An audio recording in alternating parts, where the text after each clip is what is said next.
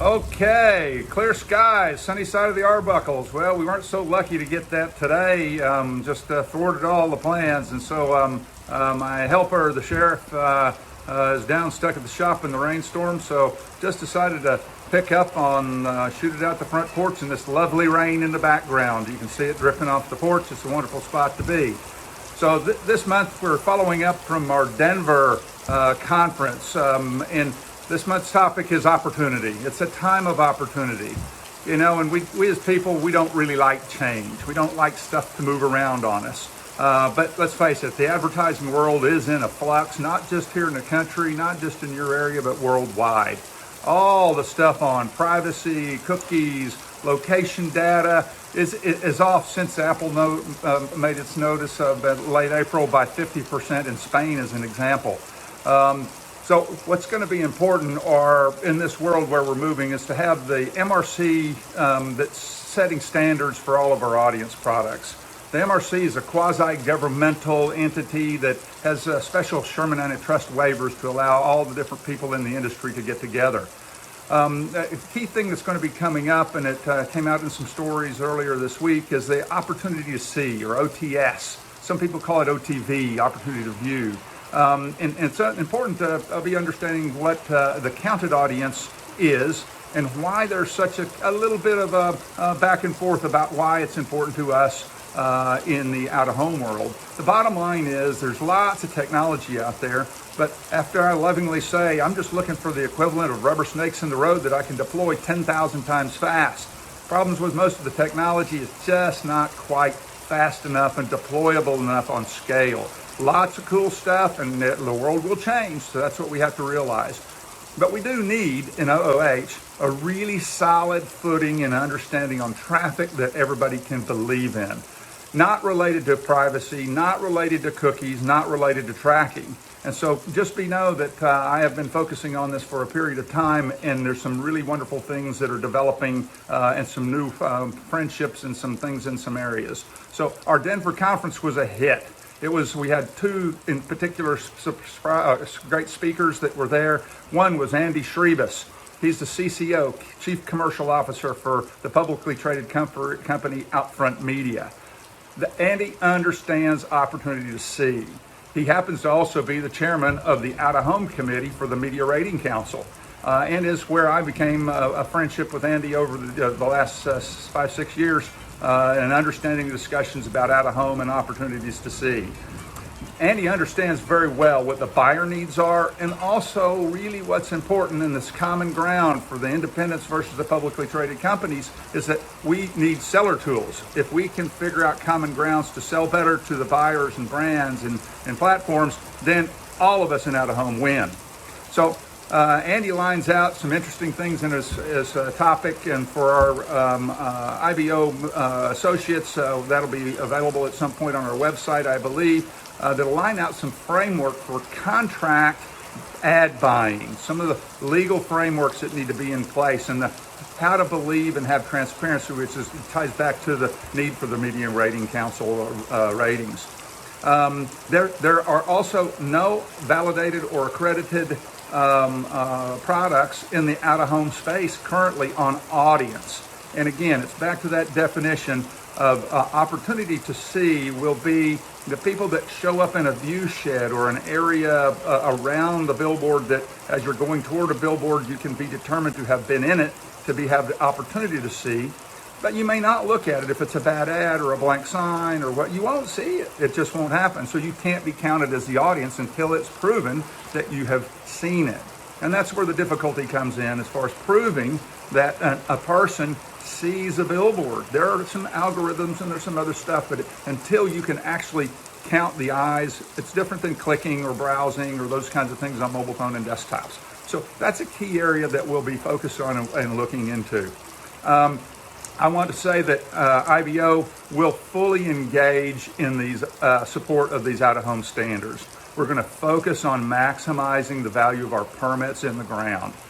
The next super speaker that was there was our new president and CEO of our trade organization, Anna Bagger. I think it's her first event since being locked down in COVID up in the New York City area, and we were tickled to have her and Ken Klein come and address our group. Anna is out there. She is a maverick.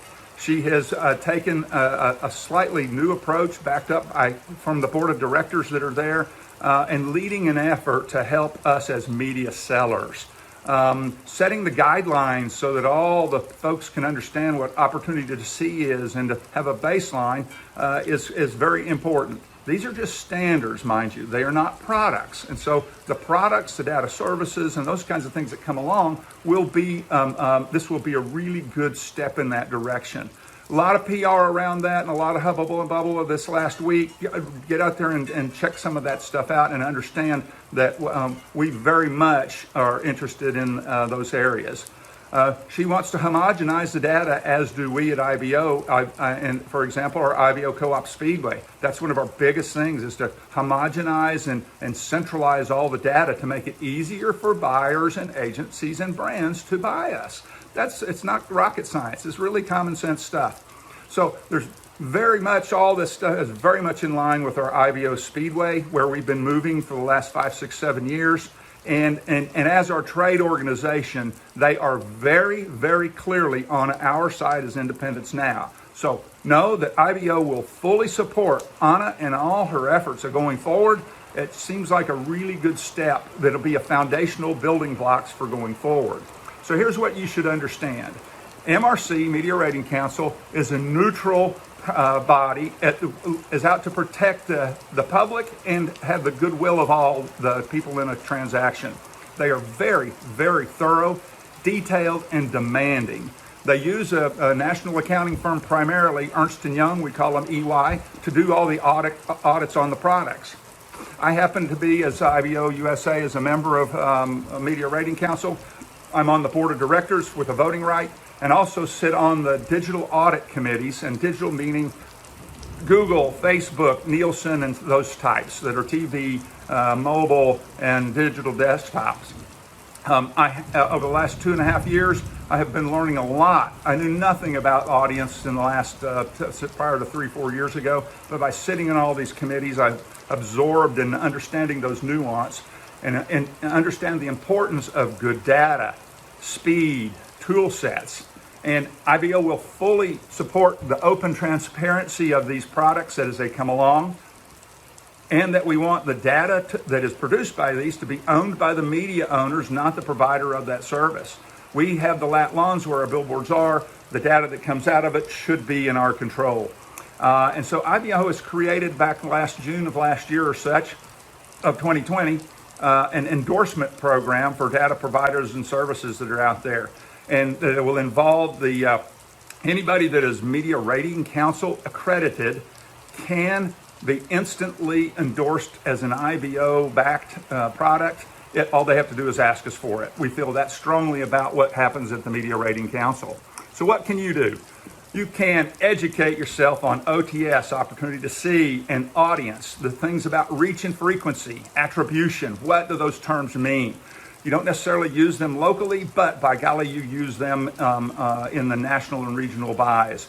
We need to realize, too, that it's not the big three against us independents. There is common ground. Yes, we compete in areas for buys. That's a natural product, and anything that's in capitalism in the United States. But we can find common ground and will. And so what the out-of-home industry needs to follow up on the bigs is not necessarily the big three publicly traded out-of-home companies, but really those walled gardens, the FANGs, the Facebook, Apples, Amazons, and Netflixes, and Googles. Those folks are really our competitors for dollar budgets. All of us can cite the instances whereby we have lost budget to those different areas. And so what I call on you to do is support the OAAA.